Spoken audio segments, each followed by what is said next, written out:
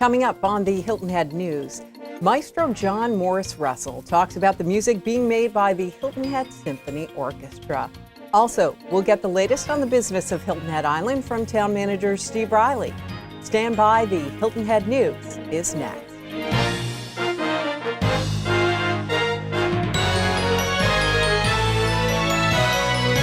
Welcome to the Hilton Head News. I'm McNair. A positive prediction about South Carolina's tourism season from the director of the state's tourism department. Dwayne Parrish, head of the Department of Parks, Recreation, and Tourism, says 2013 is the year that the $15 billion industry will return to pre-Great Recession levels.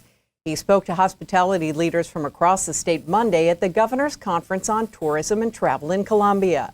Parrish said South Carolina is enjoying a tourism boost from worldwide television coverage of the PGA Championship on Kiowa Island last year, as well as publicity from Charleston being voted Condé Nast Traveler magazine's best tourist town in the world. In just a few minutes, Charlie Clark from the Hilton Head Island Bluffton Chamber of Commerce will talk about the economic impact that the attention of national media has on travelers making decisions to come to our area. The Art Center of Coastal Carolina is one reason some would say the tourists choose Hilton Head Island as a vacation destination. And last week, there was news about the organization's fundraising efforts. On Wednesday, members of the media and supporters of the Art Center were invited to hear the chair of the board, Fred Beard, and Capital Campaign Chair Ruthie Edwards make the announcement that $5 million has been raised. This is the beginning, and we are making every effort possible.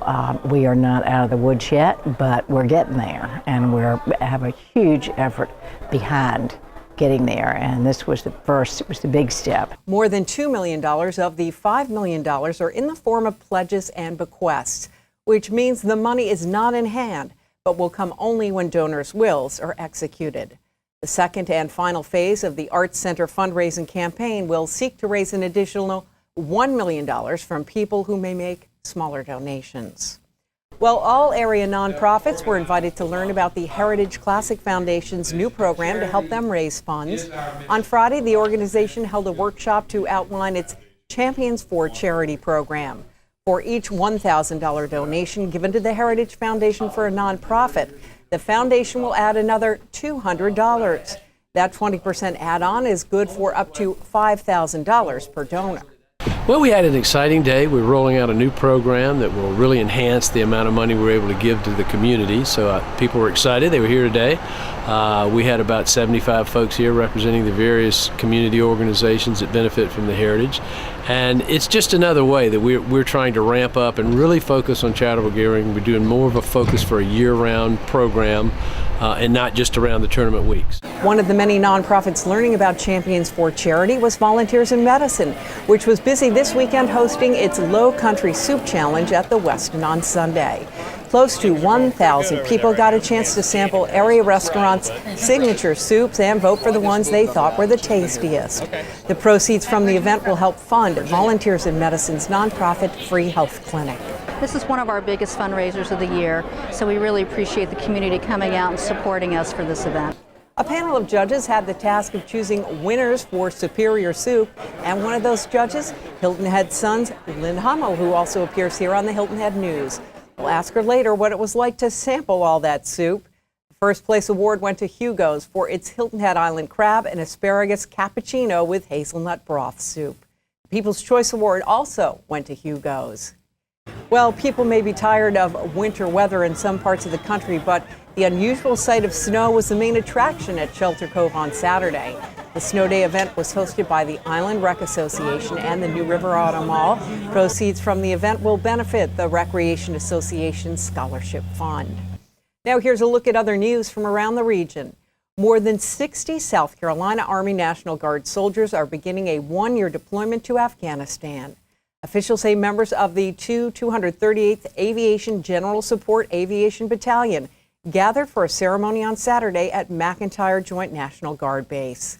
The group that includes pilots, maintenance, and other support personnel first goes to Texas for training before heading overseas.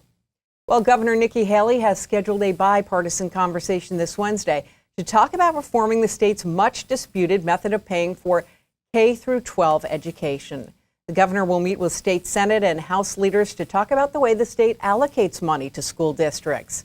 The South Carolina Supreme Court is considering a 20-year-old lawsuit brought by some of the state's poorest school districts. They say they're unable to provide a minimally adequate education with the money that they now get from the state. Under the current formula, school districts get money from a number of different sources, including state and federal dollars, as well as local property taxes.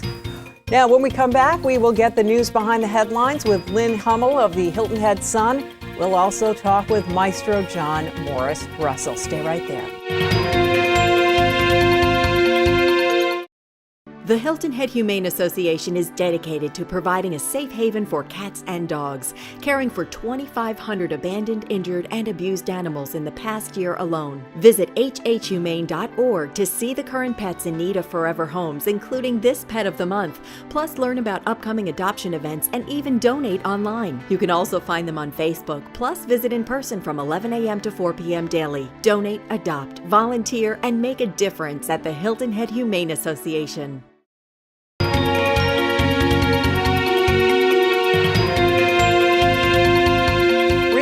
We had the chance to talk with Charlie Clark of the Hilton Head Island Bluffton Chamber of Commerce about the attention that national media focuses on Hilton Head Island and how that influences travelers' decisions to come here. Here's what she had to say.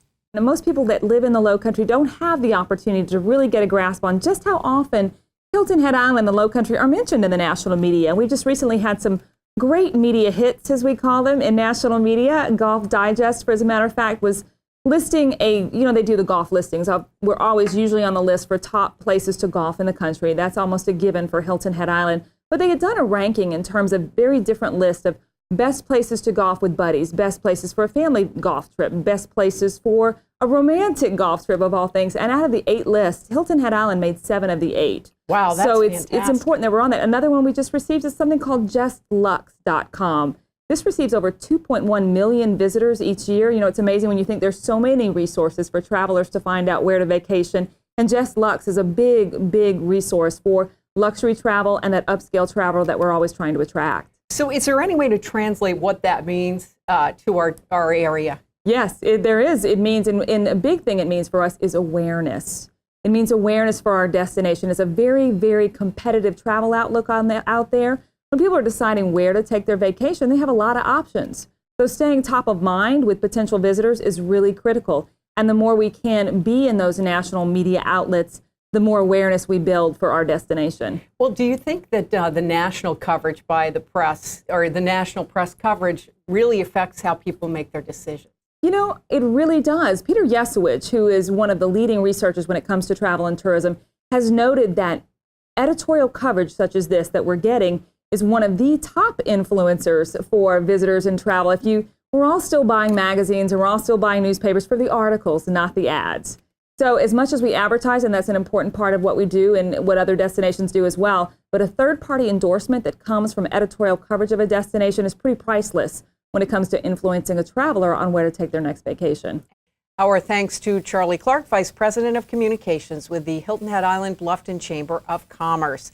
Now joining us, Lynne Hummell of the Hilton Head Sun with a look at the stories making headlines. Hi, Lynne. Hi, Allie. How are you? Great, thank you. I know you want to talk about the Arts Center of Coastal Carolina. We were there last week when the announcement was made that they had raised $5 million. What more can you tell us? Well, yes, they did announce that they have raised $5 million over the past 15 months from former board members and previous donors of the Arts Center, and it was in their Arts Now Capital campaign. And the officials say that they are pleased and grateful for the community support, that they need more than $2.5 million to pay off their debt and refurbish the aging facility. As you recall, officials recently asked Hilton Head Town Council for financial help to cover these increasing costs of repairing and maintaining the 17-year-old building. And to help with the Arts Now campaign, they hired a consulting firm, which cost $500,000, though current board members did a lot of the work. And there's still no word from the town on whether or how they're going to come to the aid of the Arts Center. Well, we're going to talk with Town Manager Steve Riley. We'll see what he has to say in just a couple of minutes about that. But As far as I understand, this money is not going to come in one fell swoop, is it? That's correct. There's about $2 million that's pledges and in bequests, and obviously that money won't be available until the passing of the donors. Lynn, there's been some news with regards to funding for the flyover bridge.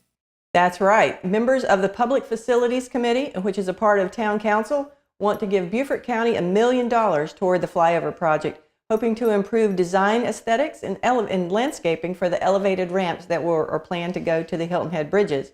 Now, if the full council approves the plan, council members hope that such a contribution will ensure that they have more to say on the project. And while the committee voted for the funding, the issue still has to go before the full council February the 19th before that is approved. And any idea then when the project would begin? Well, officials say that it could begin as early as June of this year. Lynn, we happened to catch you Sunday at the Lowcountry Soup event for the Volunteers in Medicine organization. You were a judge. You had to taste how many? 23 different soups, right? 22 soups, and boy, some of them were really delicious. Was it a tough call as far as how to do the voting for this, or? Well, we had a little point system, and we voted for or scored each one on the aroma of the soup and the appearance, how it was presented, and then the taste and the texture. So we had 4 criteria to judge on. Well, it sounds like kind of a fun task. I'm sure they appreciated your time. And as always, we appreciate your time. Lynne Hummell of the Hilton Head Sun, thanks so much. Thank you. Recently, we had a chance to talk with Maestro John Morris Russell of the Hilton Head Symphony Orchestra. He was here to work with the winner of last year's Hilton Head International Piano Competition. And he talks about an upcoming event that's scheduled for February 11th. This concert on February 11th will be featuring 4 fantastic young soloists, all winners of the Sphinx competition for African American and Latino musicians. This competition has been taking place in Detroit for probably about the last dozen years or so, and highlights some of the most fantastic young musicians in the country. And they've all performed with many of the major symphony orchestras around the country. And many of them who have gone on to extraordinary careers. So we're going to have 4 finalists from the last several years, and each one is going to be playing one of Vivaldi's classic 4 seasons.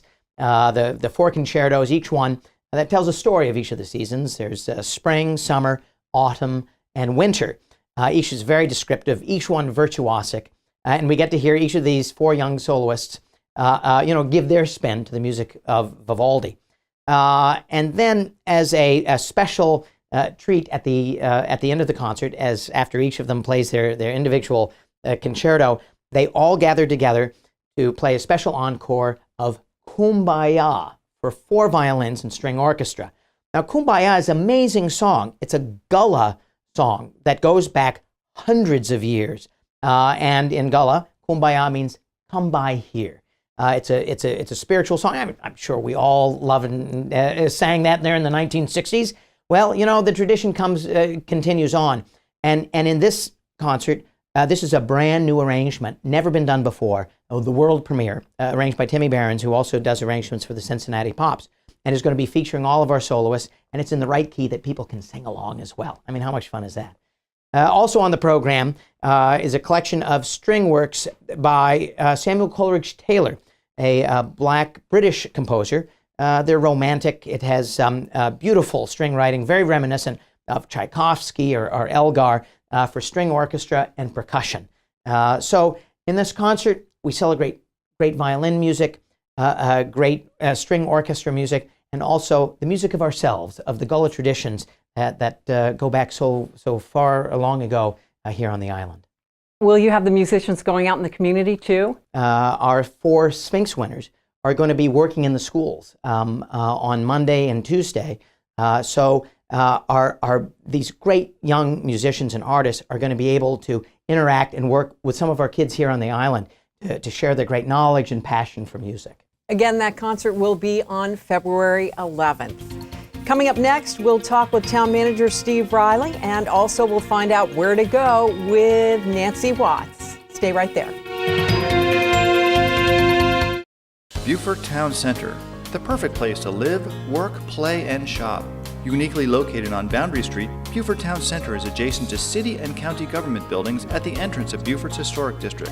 This new urban town center seamlessly blends lodging, office space, retail, restaurant, and residential sites with pristine views of the Intercoastal Waterway. Let the executives at Beaufort Town Center assist you with any of your real estate and leasing needs. Call today at 843-521-9000.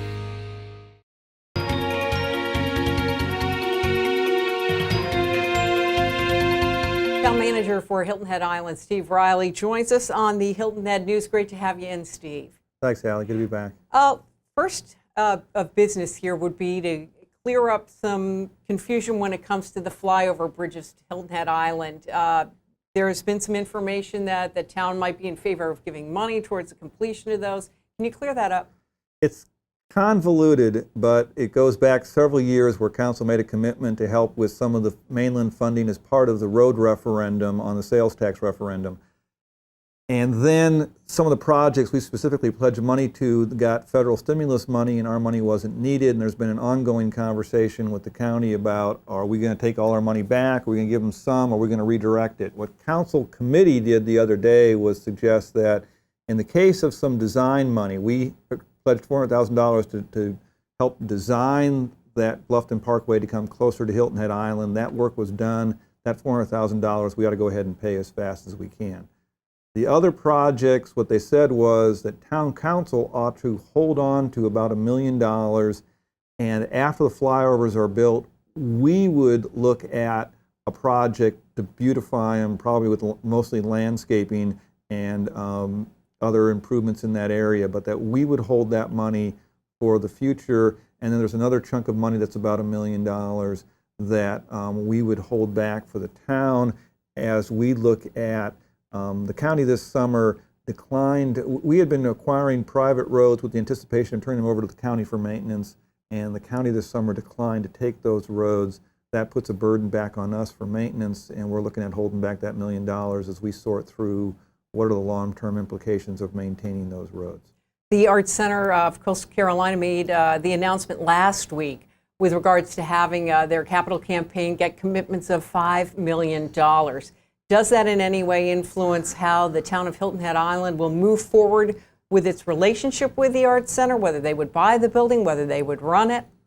I don't know at the end of the day how it'll influence that. It is positive news because there is that debt and some long-term maintenance needs that this capital campaign was going to address.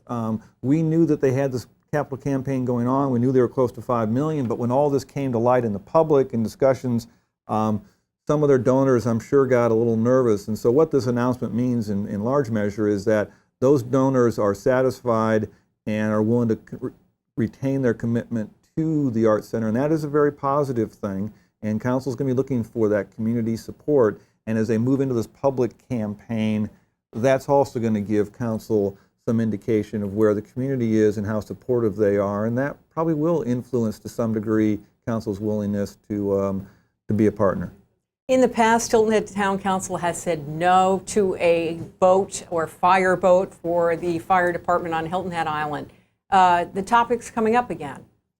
Yeah, well, that grew out of a recommendation that was in the last master plan that was developed, long-range master plan for fire and rescue, and they are updating their long-range master plan. It is one of 50-plus recommendations, and one that we seem to fixate on. We've made it clear that it's a recommendation. It will sit out there. It will not be something that's funded. Nothing in any master plan. No master plan gets entirely funded or implemented. So that's just one recommendation that I already know isn't going to move forward. But there are a lot of other recommendations, and a lot of them are good. And I think the main issue is that we're moving away from capital needs. We've replaced many of our fire stations. We have plans to replace the others and upgrade those.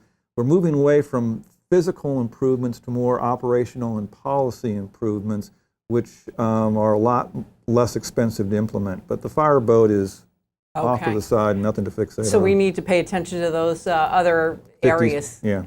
Well, Steve Riley, as always, we appreciate your time here on the Hilton Head News. Thanks for coming in. Absolutely. And now we check in with Nancy Watts for information on where to go Hilton Head Island. Oh, it's good to be here. Well, February, it's a big month here on the island. Tell me about it. Just aim your car toward the Arts Center. Everything is happening at the Arts Center. It seems like starting this weekend, but you might even find something happening before that. The Gullah Festival, my goodness, the Gullah celebration will start and go all month of February, and they'll have an art show that starts, I guess, the 1st of February, which is Friday maybe. And I hear there are some really wonderful exhibits in that this time. Well, Nancy, I know I went to that opening reception at the Walter Greer Art Gallery last year for the Gullah Celebration Month. It was great. This year, February 1st, that'll take place. I know there's also an event on February 2nd that has to do with Gullah food. Oh, they have. On Saturday, they're going to have a food celebration, and you know they have all that good stuff, black-eyed peas and cornbread and grits and conch stew, and my goodness, my mouth is drooling right now just thinking about it. Now, the Art Center also has a play that's going to be running. It has something to do with Hamlet, but it isn't Hamlet. I hate Hamlet.